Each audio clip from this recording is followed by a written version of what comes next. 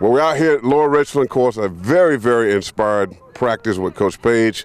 Coming off a tough year last year, but man, I can tell it based on how you guys are practicing this spring. Well, so far it's been a productive spring. We've done spent a lot of time teaching. Our kids are buying into what we want to do, and we're excited about where we think we can be because we're young, but we're learning, we're eager. Coach is doing a great job of teaching, and that's the most important thing. Put him in a situation where he can be successful, make it simple, and our kids are starting to buy into it because we're not that old LR. Well, you know, one thing I've seen it a lot of years out here, but I see leadership. I see other young guys stepping up, players being leaders. Well, that's important because ultimately, and you've been on the field, once you step between the lines, the coaches stay on the sideline. Our guys got to inspire and build each other up, and you can't be a leader unless you're willing to be in the end of that intense spotlight. And we got guys like Fred Cunningham, who's been here 4 years, Philip Fleming. These guys are stepping up, and that's what we need to change, not just our mindset, but our whole attitude towards football and being successful.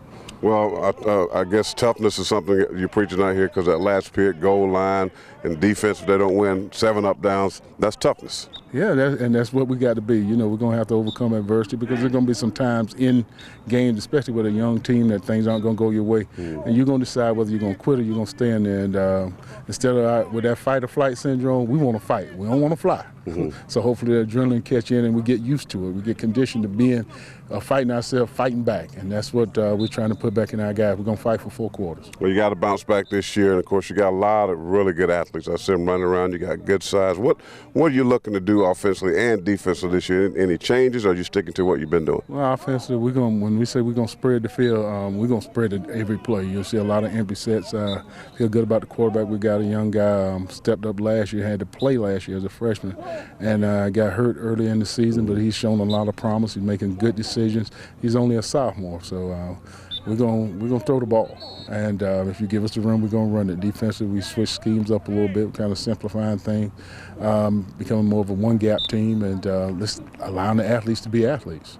Well, Coach, great practice. I'm very feel good about what I saw today. Probably the most, I keep saying this, every week we're seeing more and more inspired practice, and I think this has been the most inspired one we've seen thus far. Well, thank you. Hopefully that'll lead to some wins in August. We'll get a chance to talk to you a whole lot more in September and October. Love that guy. Great motivator, great for the kids, know what he's up against and what he's working with, and he's doing a really good job. 1-9 last year. I expect those guys to bounce back. Now, their best wide receiver, Larry Collins, was not at practice today, still finishing up with track. Now on to Richland Northeast. Jay Fry and the boys, not much better. A couple of wins for them last year, but they did win 2 out of the last 3. Their best player, T.J. Bronson, the linebacker that the Gamecocks has offered, recovering from hip surgery. He's doing very well and is on pace to come back and have a great year, but they got some work done. Here's Jay Fry, Richland Northeast.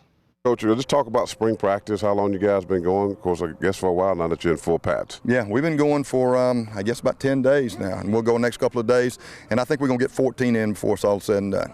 You had guys leave. You told me you had a lot of young players, a lot of sophomores, rising juniors. Good-looking group. I know you got to be proud of that. Yeah, we are. They've worked extremely hard, and like I said, you know, got a few seniors out here that are going to be really quality players, but a lot of young guys may start 15, 16 underclassmen. Well, you're down now in the 3A. You went out to 4A, and there were some good football teams. Just talk about the competition in that division. I mean, our region is tough and going to be extremely balanced and extremely tough this year when you're talking about, you know, the teams in there, Chapin and Camden and AC Flora, obviously, Dreer, Lower Richland. They're all good. They're all good. Got quality quarterbacks, quality football players, and there's not much drop-off from 4A to 3A when you're talking about that conference. Coach, you have a linebacker that's really good. I know he's not out at practice today.